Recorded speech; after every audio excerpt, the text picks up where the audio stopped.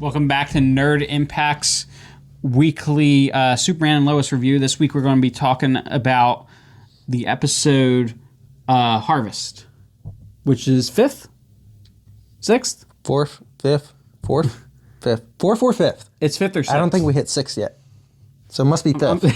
So it's the fifth for now, until we find out it's not.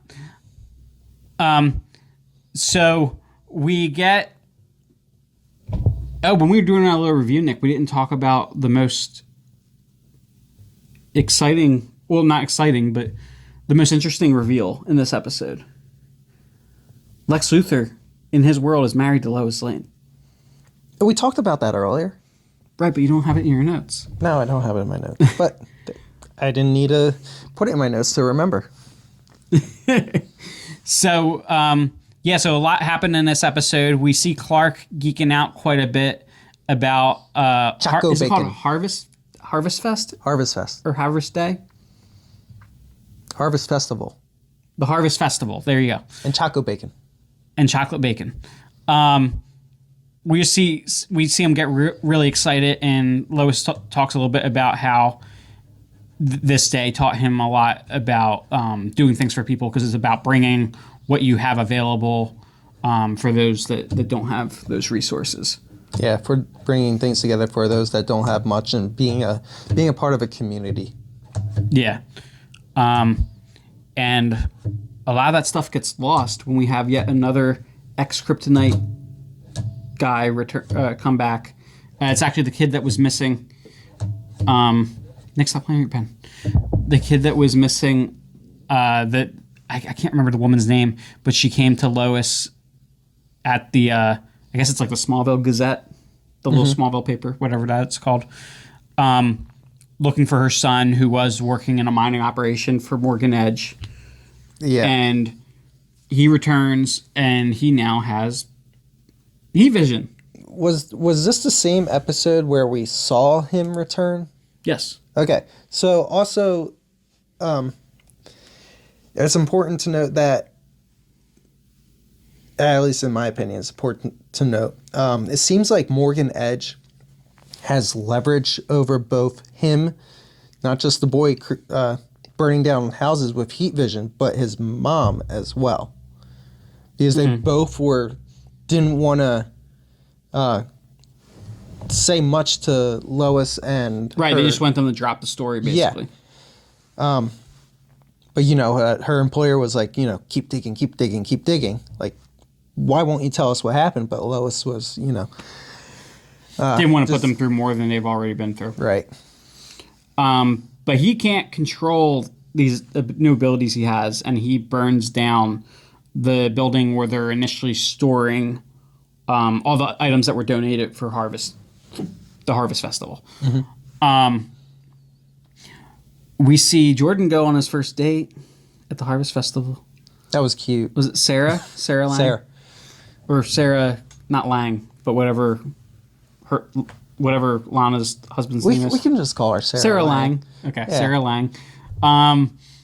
So she actually asks him to go. Mm-hmm. But then later, maybe not break, but Pierce harms his little heart a little bit when she then later decides that she just wants to be friends right now. That was the end of the episode, right? Yeah. Yeah. And then there's some other love life difficulties going on with Jonathan, whose girlfriend abruptly breaks up with him the day that she's supposed to be coming to Smallville. So that kind of throws him through a loop and pushes him over the edge, makes him feel alienated, pun intended.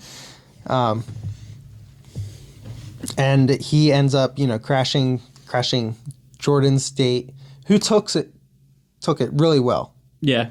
Well, his Jonathan's always been there for him. Yeah. So now he's trying to be there for Jonathan. Right, but I don't think he's been in much of the supporting role. Mm-hmm. So it's now the kind tables of a role are reversal. Yeah, tables are flipped, and Jonathan shows up drunk and apparently Jonathan drinks so much that you don't need a super sniffer to know. Although Clark does realize it when he's like still all the way across the. Yeah. But yeah, so some trouble in paradise there, and we see Clark also reflecting on his own childhood and some of the things he went through, as he says, just a few years older than Jonathan. Because I think Jonathan and Jordan are both supposed to be 14 right now, and it No, looks 15. Okay, well, you really think Clark was 17 in that flashback they showed? Maybe. I think they're supposed to be 14, and he was supposed to be like 16. I'm not sure if he said how much older he was. He said a few years. I think he said a little bit. Well, anyway, we get some flashbacks of Clark and some of what he was going through, not feeling like, as he said it, he wasn't sent here to be Martha Kent's son, which was kind of harsh. But we see him running around a little bit as Superboy with a ski mask on. So it's funny that in the beginning he was trying the whole mask thing. Yeah. I'm curious to see how that evolved. If we'll see more of that. He saw the what was it, the Golden Age suit? Yeah, at the that beginning was of the season. Yeah, that's really cool. Yeah, so he's going through some. It was the Fleischer version of the Golden Age suit. Yeah, so he's probably gone through quite a few changes throughout his life. Yeah, maybe we'll even get the New 52 version where you see him just in like ripped jeans and a shirt with the Superman, just a T-shirt with the Superman emblem on it. That'd be cool. So yeah, maybe we'll get some more iterations of that now that we're starting to see his evolution a little bit. And we see him get the Sunstone. Oh God, no. The Eradicator. Superman evolve. Well, we know from the comics as the Eradicator, but in multiple media has been referred to as the Sunstone. It's not the first time they've done that. I just like Eradicator so much better. I know, but it sounds so violent. For good reason, as you find out later in the comics. When the Eradicator actually becomes sentient and tries to take Superman's place. But anyway, so we do see a version of the Eradicator / Sunstone in the box that that his father actually, the original Jonathan Kent Sr., although his son's not a junior, but whatever, elder Jonathan Kent gives proposed. It was the box that the ring was in, I guess, when he proposed to Martha. And then he gives it to Jonathan later in the episode, at the end of the episode. But, and basically tells Jonathan that we're going to do what we can. We'll keep trying this. Trust me, I think it'll work. If it doesn't, we will then discuss other options if you get it a shot. About Smallville. Telling Jonathan, hang on a little bit longer for Smallville. Yeah, because he now, with him feeling like he's losing everything, he wants to move back to Metropolis with his friends, move in with his friend's older brother. But, so what do you think's going on with this machine? The X-Kryptonite machine? Because we were led to believe earlier that all you needed was the stones. Is that just like to refine the powers? Or maybe select the powers? No, maybe refine and enhance, administer. Okay. Because if you think about it, when Jordan uses heat vision and it exploded the fire, there might have been like some sort of energy release from the stones. From that, like you can't just touch them and get powers. Okay. So with the machine, it's a way to administer the energy from the stones. That makes sense. So there has to be some kind of energy to, I guess, activate the X-Kryptonite. Or to administer. Maybe it's like maybe you need to filter some kind of energy through the stones. I don't know. But anyway, because I'm curious to see how they control that and how they control who gets what powers. Now, talking about the kid that got his powers from the explosion in the first Was it the first episode? Yeah, that was the first episode. Mm-hmm. The kid that got his powers from that got the super speed. Well, like a version of super speed. We can vibrate really fast. But he shows up in this, and he's wearing some kind of uniform. Did you catch that? Yeah. Because they said they were sending him to like a school to be trained, right? And he appeared to have this weird uniform, which I was curious about. It had like a yellow stripe going across it, like a yellow V. So that makes you think, okay, so there's two options. One, he broke out. Two, the school's corrupted and he was sent. Yeah. So I guess it's not Titan's Academy. No. But you know what? So speaking about people that get the powers from the ex-kryptonite, there was something weird that the missing guy from the mine said, the woman's son.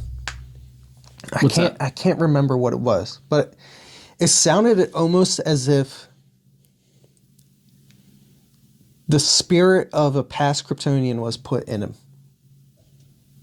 Oh, there was a point at which he was talking in a weird voice, wasn't there? I don't remember if it was a weird voice, but there was some dialogue he said that was really odd. Okay, we'll have to check that out. But then he gets additional powers. We know that he could fly after they used the machine on him. So I thought early on that maybe each person that's administered powers only gets one, but I guess that's not the case.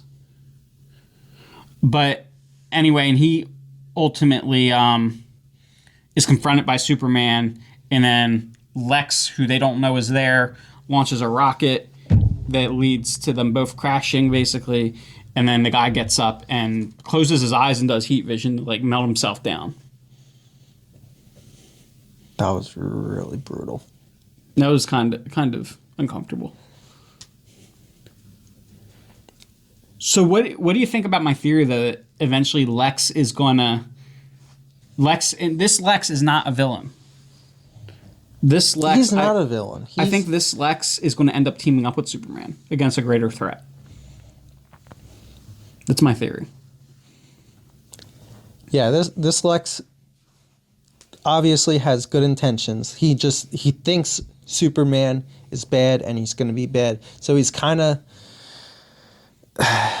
maybe he's still a xenophobe, or maybe he's just haunted by the past of that Superman wreaking havoc. Oh, so something else I thought of was, so we know that the Lois of his world, that he was married to the Lois of his world. But he also mentioned, I think in the last episode, that wherever Lois Lane goes, Superman follows. Or wherever Lois Lane is, Superman's not far behind. Which leads me to believe there's still something complicated in his world. There might still have been some kind of relationship at some point between his Lois Lane and Superman. Not another love triangle. I thought we were avoiding that with Jordan, Jonathan, and Sarah. But they got to throw it in somewhere. Yeah, so I was going to say maybe this isn't like a version of Injustice, but it still could be if there was a love triangle. It still could have been the death of Lois that drove Superman mad. Or made him go bad. Because I'm led to believe that his universe's Superman started off good as well. Because remember when the computer said about him being different and not going down that path, and he said not yet? We gotta look back and see what their conversation was, because they had some dialogue in Lex's flashback. I want to say Superman.